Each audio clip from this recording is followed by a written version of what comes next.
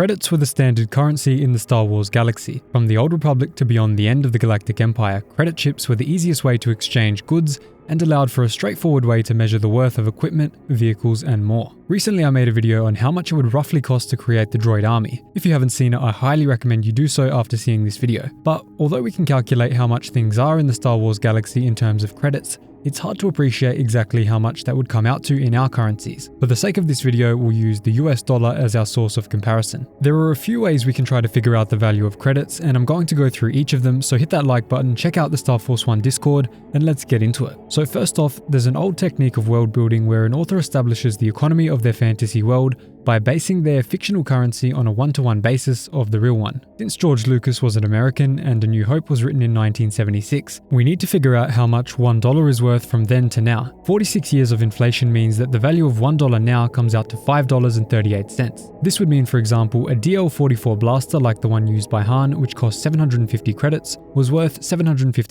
1977, translating to $4,035 today. Similarly, Luke gets 2,000 credits for his used speeder, which would make it worth $10,760 to us. What a hefty price. This method is clearly flawed since $4,000 for a pistol is incredibly extreme, so let's try something else. In Galaxy's Edge, it costs $220 to build a lightsaber. For those who don't know, this is a real-life location which has elements of the place added to Disney Star Wars. In the location, you get to be taken in, shown around, and then given the parts to construct your own lightsaber. Let me know in the comments if you've had the chance to do this experience at Galaxy's Edge. It's pretty fun. So we can use this as a comparison point, believe it or not. Lightsabers in canon vary greatly in price. So let's stick to Legends where they cost 3,000 each. This means that each credit would be worth $13.63, meaning that a lightsaber would cost almost $41,000. What a crazy amount. Han's blaster would then be worth $10,222, and Luke would have sold his land speeder for $27,260. This insane exchange rate is quite funny to put into comparison because it means that something like the YT-1300 FP freighter, the same model of ship as the Millennium Falcon, would cost $1,363,000, and that's brand new. For used, it would be $340,750, which are some absolutely crazy prices. What if we take a full day of food from the Star Wars universe and try to match it up with the real world? There's something pretty common in the galaxy called a ration pack. A packet of energy cubes which were sweet as well as both calorie and nutrient dense. Each pack provided a full day's worth of eating and they cost 5 credits each. In real life, we have a similar kind of meal known as MREs, but they're hardly cost effective, so instead let's do some meal prep, which gets us a full day's nourishment for around $10. Though that heavily depends on what you like eating and where you live. This would make the galactic credit around double the value of the US dollar, meaning that when we revisit those comparisons earlier, Han's blaster comes out to $1,500 and Luke's speeder was sold for $4,000. These are definitely much fairer and more realistic prices, but what if we use something else as our comparison point? Let's take a gun which exists almost one-to-one in real life and compare the prices. The A280 blaster rifle, a standard for the Rebel Alliance,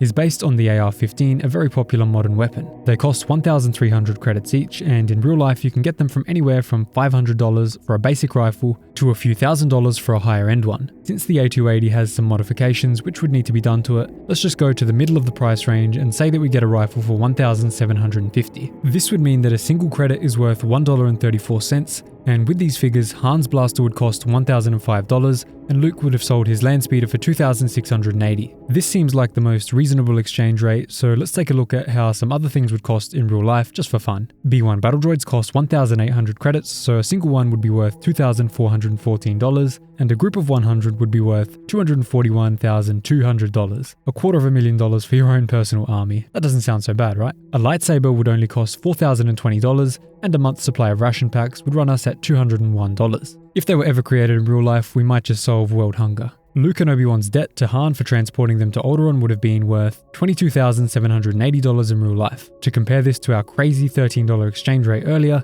it would have cost them a massive $231,710. I think I would have just done my own flying at that point. I hope you enjoyed this fun little comparison video. If you did, leave a like and subscribe. Join the Star Force 1 Discord in the comments down below, and I'll see you in the next video. Thanks so much, guys.